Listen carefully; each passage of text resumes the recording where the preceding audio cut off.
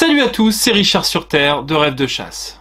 Il y a quelques jours, des agriculteurs manifestaient contre la réserve gérée par l'ASPAS sur le domaine du château de Rosambeau. Pourquoi? Parce que l'ASPAS met en péril deux choses. La survie des agriculteurs voisins de la réserve et la biodiversité. Étonnant, non?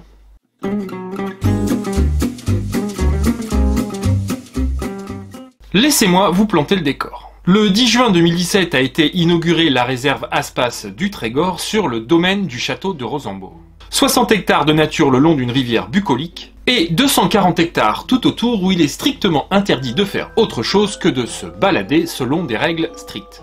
C'est le principe d'une réserve, me direz-vous. On délimite une zone et on décide que les humains n'ont rien à y faire et qu'on laisse la nature se gérer toute seule. Les animaux, petits et grands, s'en porteront d'autant mieux. C'est en tout cas ce que pensent les doux rêveurs de l'ASPAS qui entretiennent ainsi le mythe de l'autorégulation. Comprenez, si l'homme n'intervient pas, la nature se régule toute seule. Arrêtons-nous 2 secondes sur cette assertion. Sur le site de l'ASPAS, on peut lire que cette gestion est en fait une non-gestion, et elle est encore qualifiée de libre naturalité. C'est hyper mignon, mais parfaitement irresponsable. Parce qu'ils oublient un détail de poids que j'ai déjà évoqué dans d'autres vidéos, c'est que le mode de vie des humains en France en 2020 crée de fait des déséquilibres dans la biodiversité. Et ça, ils ne veulent pas le voir, préférant se vautrer dans l'idéologie grotesque habituelle en dehors de toute logique. En même temps, vous allez me dire, la logique est morte en même temps que l'avènement du chaton sur Facebook. J'ai eu au téléphone monsieur Jean-Marc Loyer, responsable de la FDSEA du secteur. Et il m'a alerté sur un voisin agriculteur qui devra sans doute vendre ses vaches parce que les 14 hectares de fourrage destinés au nourrissage de ces animaux en hiver ont été détruits par les sangliers. Il n'a pas les moyens d'acheter ce fourrage. Et l'ASPAS de répondre, c'est pas notre faute. Dans cette zone, les agriculteurs sont désespérés, les pertes sont colossales. Et aux chasseurs de payer les dégâts occasionnés par les sangliers qui sortent tout droit de la réserve? Vous pensez que ça va durer longtemps, ça? Bref, l'ASPAS empêche la chasse de régler en partie ce problème et préfère comme d'habitude brandir la carte de l'amour de la nature. Nous verrons tout à l'heure ce qu'elle fait de bien pour la nature, l'ASPAS. J'ai posé des questions à Romain Pardoen, le directeur de la Fédération des chasseurs des Côtes d'Armor. Alors, il y a plusieurs choses qui ont été mises en œuvre. Premièrement, il y a 2-3 ans de ça, la fédération avait été posée des clôtures à l'intérieur même de Rosambeau, puisqu'on est quand même confronté à devoir indemniser des dégâts qui sont occasionnés sur les terrains de l'ASPAS. On a des exploitants agricoles qui louent les terres de la fondation de Rosambeau. Les sangliers occasionnent des dégâts, les chasseurs les payent. Donc, pour éviter, en premier lieu, on a été posé des clôtures sur le secteur, donc ça a plutôt bien fonctionné. Malgré tout, on a quand même des dégâts qui sont encore occasionnés. Alors, on a des élevages de porcs plein air autour de ces refuges ASPAS de Rosambeau, et on a des rapprochements entre des sangliers sauvages et des cochons domestiques. Il peut y avoir eu de l'hybridation entre les animaux. On a été confronté même des fois à des animaux hybrides qui occasionnent des dégâts et pour lesquels on a dû indemniser l'exploitant agricole. Et si on rajoute par-dessus le contexte sanitaire de la peste porcine,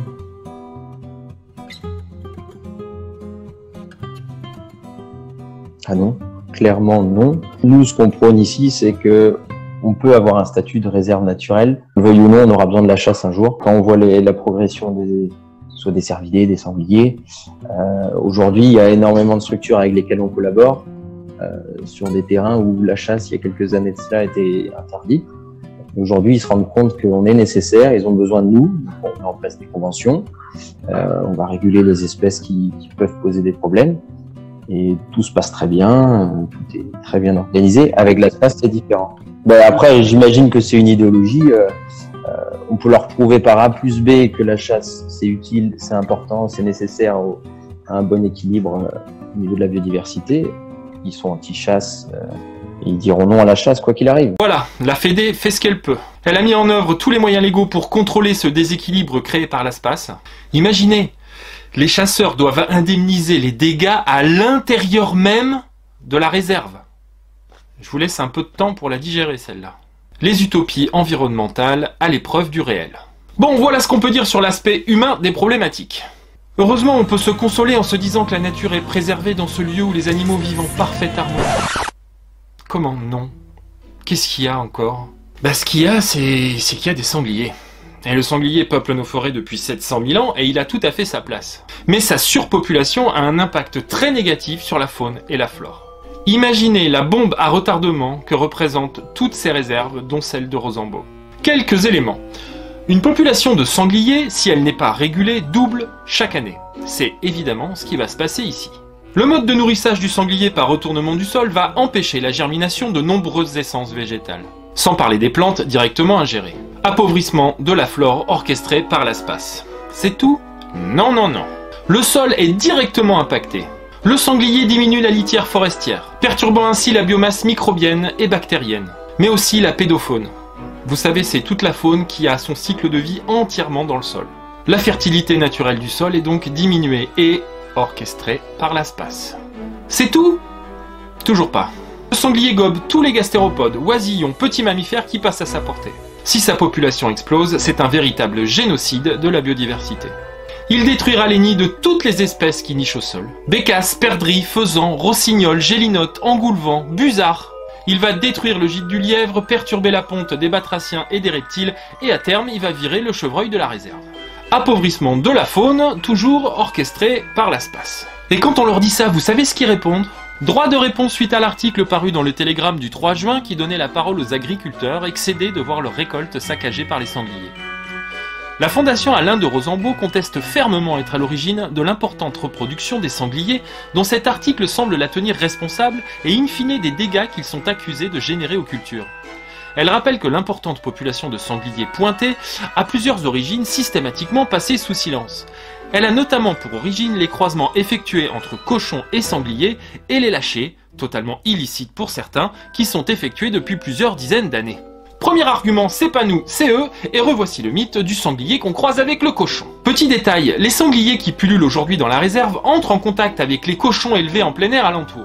Il y a des hybridations, des dégâts et des indemnisations d'éleveurs. En l'occurrence, ce sont vos sangliers, l'ASPAS, qui participent à l'hybridation de l'espèce. Ça vous concerne ou vraiment pas du tout?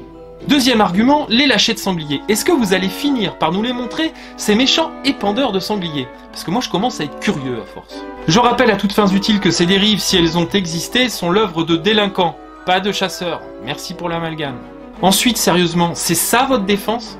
C'est les autres, ils ont fait des trucs pas bien et maintenant nous, c'est pas notre faute.